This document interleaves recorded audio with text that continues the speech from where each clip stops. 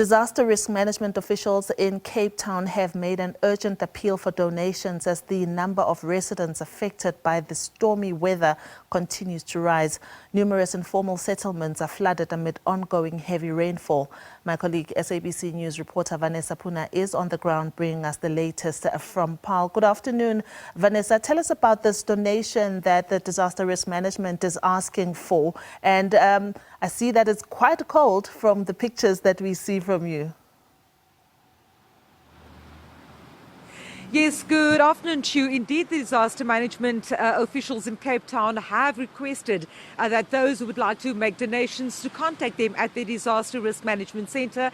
Of course, we do know that even relief organisations such as the Gift of the Givers indicated that they need people to donate because, of course, some 20,000 people at this stage needing assistance, especially those living in the informal areas. We are out in Paarl in the Drakensberg municipality at the moment. And a short while ago, we were in an area called Dromedaris Informal Settlement.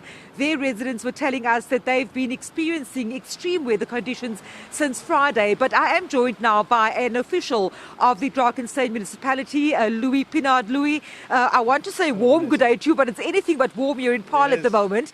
And of course, you've had quite inclement weather as a number of other municipalities, including the city of Cape Town. Which areas in the Paarl, Drakensberg municipality are most affected at this stage? Thanks, Vanessa. Yeah, we've been informed about the weather early last week, and we've been preparing. Our teams have been on standby, preparing all our hotspots in the interim, preparing for the weather that we expected.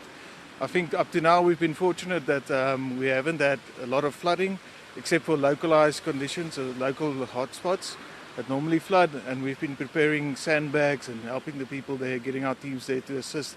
But I think we've been fortunate up to now that the weather was very low intensity up to now, but we're expecting later in the week high intensity rainfall as well.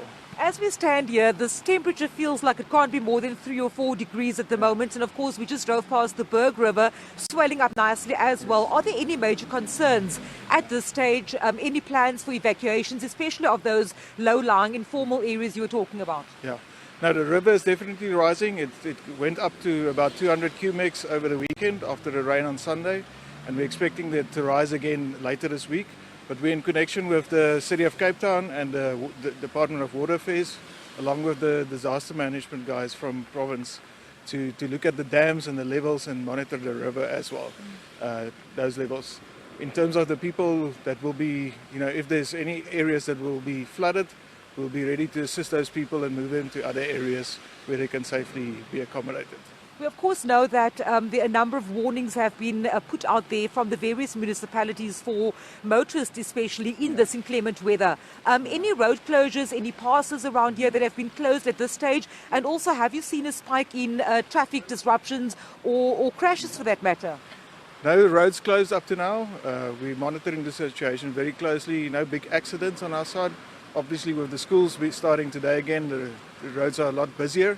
But no problems up to now. I know our neighbouring municipalities closed some of the roads, especially where the higher areas where snow fell over the weekend, but none here in Drakensberg at the moment. Louis, thank you so much for your time. Of course, the Louis Pinard from the Drakensberg municipality just giving us an update with regards to the weather conditions and the impacts that it has on areas in and around Paarl and the Drakensberg municipality.